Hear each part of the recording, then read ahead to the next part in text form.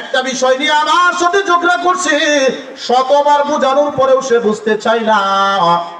অবশেষে আমরা রাসূল করিম সাল্লাল্লাহু আলাইহি সাল্লামের দরবারে গেলাম। আল্লাহর রাসূল সমস্ত ঘটনাটা শোনার পরে আমি ইহুদির পক্ষে ফয়সালা দিলেন, কিন্তু এই বিশর নামক মুনাফিক এটা সে মানতে রাজি না।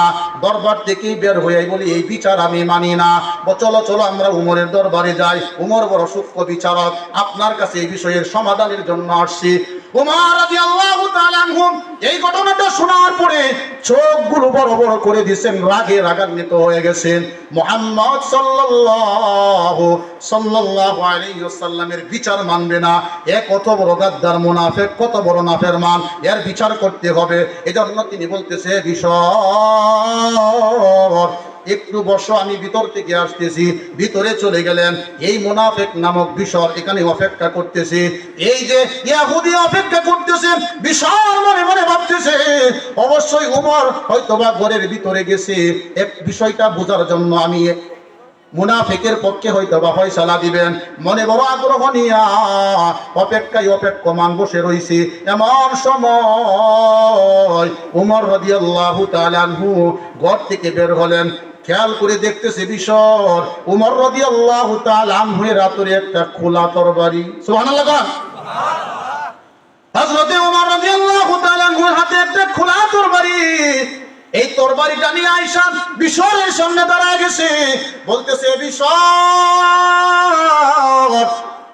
যেই মুনাফিক নিজেকে মুসলমান দাবি করার পরে আমার রাসূলের দরবারে যায়, রাসূল করিম সাল্লাল্লাহু আলাইহি ওয়াসাল্লাম সুন্দর ফয়সালা দিলে বিচার মানতে রাজি না। আমি উমরের কাছে বিচার নেওয়ার জন্য আসি, ফয়সালা নেওয়ার জন্য আসি। আমি উমরের ফয়সালা হলো এরকম মুনাফিকের দেহ থেকে কাল্লাটা আলাদা করে দেওয়া। জোরে বলুন না সুবহানাল্লাহ। এই বলে হযরত ওমর রাদিয়াল্লাহু তাআলা আনহু এই মুনাফিকের গর্দানের মধ্যে এমন জোরে আঘাত বসায় দিয়েছে, মুহূর্তের মধ্যে তার দেহ থেকে কাল্লাটা আলাদা হয়ে গেছে। আমরাও বলতে চাই এই বাংলার জমিনে, এই বাংলার আকাশে বাতাসে, এই বাংলার জমিনে থাকার পরে কোন ইহুদির দালাল, কোন বাটপারের দালাল, কোন হিন্দুর দালাল, ইন্ডিয়ার দালাল যদি আমার দেশের এই স্বাধীনতা মুহূর্তকে নষ্ট করে আমার দেশের ইসলামকে ক্ষতি করতে চায়, আমার দেশের মুসলমানের ক্ষতি করতে চায়, আমরা 16 কোটি মুসলমান মাঠে ময়দানে কাপনের কাপন নিয়ে ইনশাআল্লাহ দাঁড়ায় যাব। কথা বলো ঠিক কিনা? সম্মানিত মুসল্লিয়ানি কেন এই ঈমান আমাদের ভিতরে তৈরি করতে হবে। কোন মুনাফিক আমাদের এই জায়গার মধ্যে স্থান পাবে না ইনশাআল্লাহ। সম্মানিত মুসল্লিয়ানি কেরাম, আমরা যদি এই চেতনা নিয়ে আগাইতে পারি, আল্লাহ তাআলা আমাদের সাথে ওয়াদাবদ্ধ হয়ে গেছেন, ওয়াদাবদ্ধ হয়ে গেছেন। যাই তোমরা জেনে রাখো, তোমাদের এই জান, এই তোমাদের মাল কিন্তু এটা তোমার না, এটা আমি আল্লাহ তাআলার দেওয়া। আল্লাহ তাআলা কোরআনে কারিমে বলেন, আমি জান দিলাম, আমি মাল দিলাম, এই জান এবং মাল কিন্তু আমি ক্রয় করে নিয়ে গেছি। ইন্নাল্লাহা আশতারা মিনাল মুমিনিনা আনফুসাহুম ওয়া আমওয়ালাহুম বিআন্না লাহুমুল জান্নাহ ইউকাতিলুনা ফী সাবিলিল্লাহ।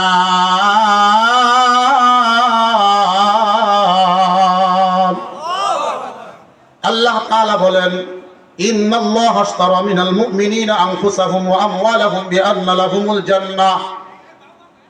এ দুনিয়ার আমার পছন্দের প্রিয় মুমিন বান্দারা, আমি আল্লাহ তাআলা বলে দিলাম নিশ্চয়ই তোমাদের জান এবং মাল, আনফুসাহুম ওয়া আমওয়ালাহুম, তোমাদের জান এবং মাল কিন্তু আমি ইশতারা ক্রয় করে নিয়েছি।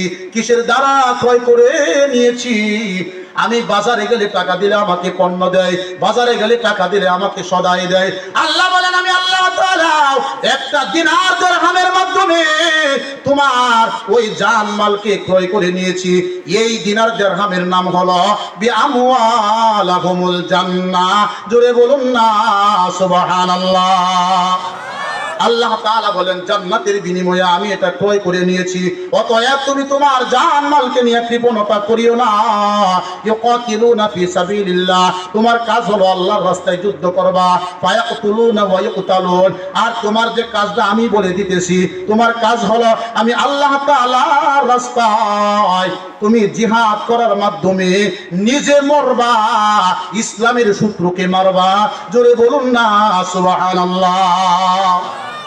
আল্লাহ বলে দিছেন, আমি হয়তো বা জিমাইতাছি বই হাইরি হাইরি, আমি যদি যুদ্ধের মধ্যে যাই না জানি আমার কি হয়, আপনি এমনি মরবেন। আপনি যেখানে থাকেন লোহার সিন্ধুকের ভিতরে থাকলে এখানে যাই আপনি মরবেন। কিন্তু আল্লাহ কোরআনে কারিমে যে বলে দিছে তোমার কাজ হলো ভায়াক তুলুন ওয়ায়ুকতালুন, কাজ হলো নিজে মরবা, ইসলামের সূত্রে মারবা, আর ইকাতিলুনা ফি সাবিলিল্লাহ, যুদ্ধ করবা আমি আল্লাহ তাআলার রাস্তায়, এটা তোমার কাজ। আর তোমার এই কাজের মাধ্যমে আমি আল্লাহ তাআলা তোমার জান মাল নিয়ে বিনিময়ে তোমাকে জান্নাত দিয়ে দিব। সুবহানাল্লাহ বলেন। এই ওয়াদা আল্লাহ কোরআনে করছেন। কোথায়? আল্লাহ কোরআনে বলেন মাসালুল জান্নাতিল্লাতী উইদাল মুত্তাকুন।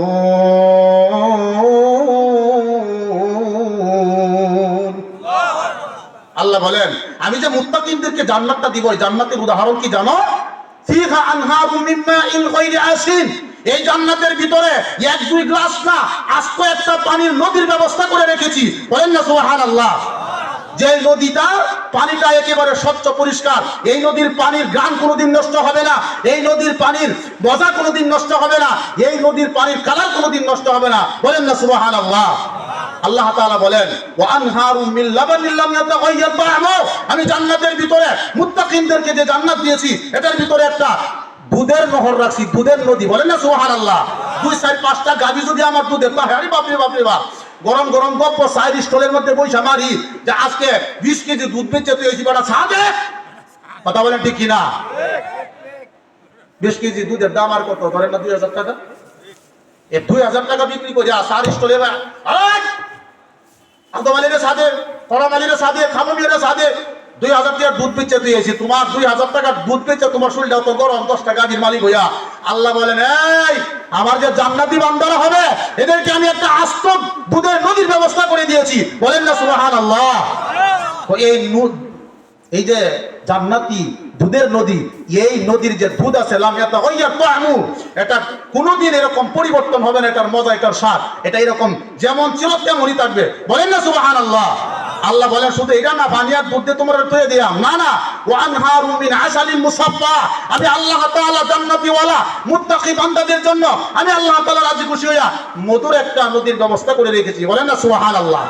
মধুর নদী, মধুর নদী, খালি মধু দিব দুধ দিব আর পানি দিব না, না। আল্লাহ বলেন ওয়ানহারুম মিন খামরিল লাযযাতিল লিশারিবিন, আমি আল্লাহ তাআলা জান্নাতি ওয়ালা মুত্তাকি বান্দাদের জন্য শরাবের ব্যবস্থা করে রাখছি। এই শরাব যে পান করবে পানকারীর জন্য হবে অত্যন্ত আনন্দদায়ক। বলেন না সুবহানাল্লাহ। তো খালি এটা না, ওয়ালাহুম ফিহা মিন কুল্লি সামারাত ওয়া মাগফিরাতুন ওয়া রাহমা, আমি আল্লাহ তাআলা জান্নাতি ওয়ালা মুত্তাকি বান্দাদের জন্য দুধের নদী রাখছি, পানির নদী রাখছি, মধুর নদী রাখছি, শরাবের নদী রাখছি, সাথে সাথে যত ফল ফলাদি আমি আমার দু চোখে দেখি বা না দেখি সমস্ত ফল ফলাদির ব্যবস্থা জান্নাতের ভিতরে করে রাখছি। বলেন না সুবহানাল্লাহ। বিনিময়ে কি দেওয়ান লাগবো? জান দেওয়ান লাগবো, মাল দেওয়ান লাগবো। এটা নিজে নিয়ে কোনো সময় তশকিল করি যে আমি কি ইমানের পথে আসি কিনা, কোনো সময় উলামায়ে কেরাম ডাক দে আমি কি জাফায়া করতে পারবো কিনা, এটা কি আমি নিজে নিয়ে তশকিল করছি? একবার করি না, মগার মতো খালি হচ্ছে ঘুমাইতেছি, রাত্রে ঘুমাই, ফজরের আজান দেয়, উঠে খালি ফজরের নামাজ পড়ি, চিন্তা ভাবনা করি না যে যদি কোনো সময় ইসলামের পক্ষে মুসলমানের দুশমনকে এই জমিন থেকে উৎখাত, জমিন থেকে খতম করার জন্য ইকাতিলুনা ফি সাবিলিল্লাহ, আল্লাহর রাস্তায় যুদ্ধ করার জন্য যদি আমাকে ডাক দেয়, আমি কি আমার সেই ঈমান নিয়ে জাফায়া করতে পারবো কিনা, এই চিন্তা কোনো সময় আমি নিজে তশকিল করছিল। খালি মাগার মতো ভাই করতেছি, কাম হইতো না। আল্লাহ বলেন কেমন লেবাসের কোনো দাম নাই, খালি লেবাস পরে খালি বাটপারি করলাম, লাভ হইতো না। কোন বেড়া নিকে জামাই বাড়ি দাঁড়াইবার লাগিয়া জামাই বাড়ি যাইতেছি মেলা দিন পরে শার্ট পরে গেলে এটা কেমন না? কি করো? এই যে ওই দিন কাছে একটা জুব্বা দিছিন জামাইয়ে, এই জুব্বাটা তো হইয়া যায়, আপনার রাগ হইয়েন না, জুব্বা আমারও আছে। আবার অনেকে রাগ করবেন যে দেখছো হুজুরে জুব্বা রেগাল দিতেছে, না না জুব্বা রেগালে না, আমি নিজে তো জুব্বা বুঝাই দেন, আপনারটা চাইতে আমারটা কম লম্বা না। মুহতারাম হাজিরিন, এখন জুব্বা হয়ে গেছে জামাই বাড়ি বেড়াইবার লাগে, রাগ করতেছেন আপনারা? রাগ করতেছে? রাগ করে না বাবাজি, রাগ কথাগুলি বলতেছি খুব দরদ নিয়ে কথাগুলি বলতেছি।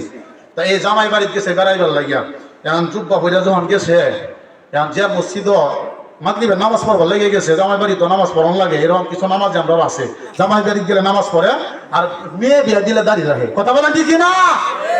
হ্যাঁ, মেয়ে বিয়া দিলে দাঁড়িয়ে রাখে, দাড়ি তোরা সময় হয়েছে না, সেই খবর হয়ে যেতেছে, দাড়ি তোরা আমি লাগে। আমার শহরে এমন লোক আছে জীবনে দাঁড়িয়ে রাখছে না, যে মেয়ে হঠাৎ করে বিয়ার যোগ্য হয়ে গেছে, বিয়াদের বুদ্ধি দিনের আলাপ, দাড়ি তো আগে শীত করছে, মানে কালা মেহেন্দি মারি আইছে, বুঝাইতেছে দাড়ি উঠতেছে, কিন্তু দাড়ি উঠতেছে। এইরকম এক নামাজি গেল সিরিজ বাড়ি বেড়াবার লাগিয়া। এখন মাগরিবের সময় হয়েছে, বেড়া তো মাশাআল্লাহ খুব একটা পড়ছে তো, তখন এই মসজিদের ইমাম সাহেব দিয়েছে ছুটিতে বাড়িতে। এখন সবাই কইতেছে কই ইমাম সাহেব তো বাড়িতে গেল মাগরিবের নামাজ পড়াইবার লাগিয়া, দিয়ে আমরা হুজুর উপস্থিত, হুজুরে তো নামাজ পড়াইবার লাগিয়া। হুজুর হুজুর হুজুর নামাজ দা পড়া, নামাজ দা মাগরিবের নামাজ। হুজুর না না না পড়েন, একজন আপনারা পড়েন। না আমনে যান, আপনি হুজুর মানুষ সামনে যান। বেড়া এমন চিপার মধ্যে পড়ছে, এখন চিন্তা করতেছে সর্বনাশ, সুরা জানি মাত্র 2টা, আলহামদুলিল্লাহ সুরা নাস। মাগরিবের নামাজ অন্তত 2 রাকাত সুরা মিলানি লাগে। আমি এক রেহাত সুরা মিলাই, পরের রেহাত কি পড়বাম, খুব টেনশনে পড়ে গেছে, নিয়তটা পর্যন্ত জানে না। ধাক্কা ধাক্কি ছুড়ে গিয়ে মুসল্লাত খারইছে, খারে চিন্তা করতেছেন কি করি, নিয়ত তো কিভাবে করে জীবনে নামাজ পড়ছি না। তখন চিন্তা করতে যা নিয়ত একটা করিয়ালাম, কেমনে কই জানি না, সুরা মোরা মসজিদ হলো বাঙ্গা সুরা, আপনারা টেক শুনে আমার টিয়াই শুনে আল্লাহু আকবার। কি কই এই নিয়ত জীবনে আপনারা শুনছই? জানি না, সুরা মোরা মসজিদ হলো বাঙ্গা সুরা, আপনারা টেক শুনে আমার টিয়াই শুনে আল্লাহু আকবার। মোটামুটি নামাজ টামাজ পড়ে, কি যাইতে নিয়ত করলো রে, এই নিয়ত তো জীবনে শুনছি না। আর একটা কয়েছে গোসলের জামানাতে মনে হয়েছিল, এরকম সাহাবি সাহাবি দাঁত ইমাম দাঁত খেরা এই পাকা পোক্তা নিয়ত করে নামাজে খারাইছে, কারণ হাইরা তো মাশাআল্লাহ বেড়া এক রেহাতের সোরা কেরাত কইছে, আলহামদু সোরা কইছে, সোরা নাচ কইছে, নাচ কে সেজদা দিয়েছে, এক সেজদা দিয়ে পরের সেজদা দিয়ে চিন্তা করে পরের রেহাতে কি কইয়া ধরা তো খাই আছি রে। না যারাই করে না করি ফলানি লাগবো, শেষ যাত্রা খেয়া ইমাম সব ফলাইছে, ইমাম সব বাগছে। আর মুসল্লিরা কই কিরে কেমন ইমাম আইলো রে, প্রথম সাজদা দিল দিই যে তাড়াতাড়ি, দ্বিতীয় সাজদাতে দিতেছে তো উড়ে উড়ে না। আর এক মুসল্লি যে আসিন হে মাথা তুলা দিয়ে দেয় ইমাম সাহেব, আল্লাহু আকবার। দুনিয়াতেই ধরা খাওয়া লাগে, বাটপারি করলে দুনিয়াতে ধরা খাওয়া লাগে। আপনি যে ইমানদার রূপ নিয়ে ইমানদার নামে মুসলমানের সন্তান হিসাবে বুক ফুলাইয়া চলতেছেন আর বলতেছেন মরার পরে আপনারা আল্লাহ জান্নাত দিব, আল্লাহ ঠেকা পড়ছে জান্নাত দিবার লাইয়া, আল্লাহ কখনো জান্নাত দিবে না, আল্লাহ তাদেরকে জান্নাত দিবেন। এজন্য আল্লাহ কোরআনের ভাষায় যেখানে মুমিনদেরকে ডাক দিয়েছেন আমানু বলছেন, আর আল্লাহ তাআলা কোরআনের এক জায়গায় বলছেন ইয়া আইয়ুহান নাস, হে মানব জাতি, উবুদু রাব্বাকুম, তোমরা তোমাদের রবের ইবাদত করো, আল্লাযী খলাকাকুম, যিনি তোমাদেরকে বানাইছেন, তিনি তোমাদের রব, ওয়াল্লাযীনা মিন ক্বাবলিকুম, যিনি তোমাদের আগে তোমাদের বাপ-দাদাদেরকে বানাইছে, ইনি তোমাদের রব। সুতরাং তোমরা সেই রবের ইবাদত করো, লাআল্লাকুম তাত্তাকুন, যেন তোমরা পরহেজগার মুত্তাকি হতে পারো। জোরে বলুন না সুবহানাল্লাহ। আর বেশিরভাগ জায়গার মধ্যে আল্লাহ তাআলা বলছেন ইয়া আইয়ুহাল্লাযীনা আমানু, যে হে ঈমানওয়ালারা, হে ঈমানওয়ালারা ইত্তাকুল্লাহ, আল্লাহকে ভয় করো। এই ঈমানদারদেরকে আল্লাহ বলছে, সব জাতির আল্লাহ বলছেন। এজন্য খালি মগার মতো চললেই জান্নাত পাওয়া যাবে না। জান্নাত চাইতে গেলে কি করতে হবে? নিজের ঈমানকে প্রতিনিয়ত মজবুত রাখতে হবে, নবায়ন করতে হবে। আমি কি ঈমানের উপরে অটল আছি কিনা।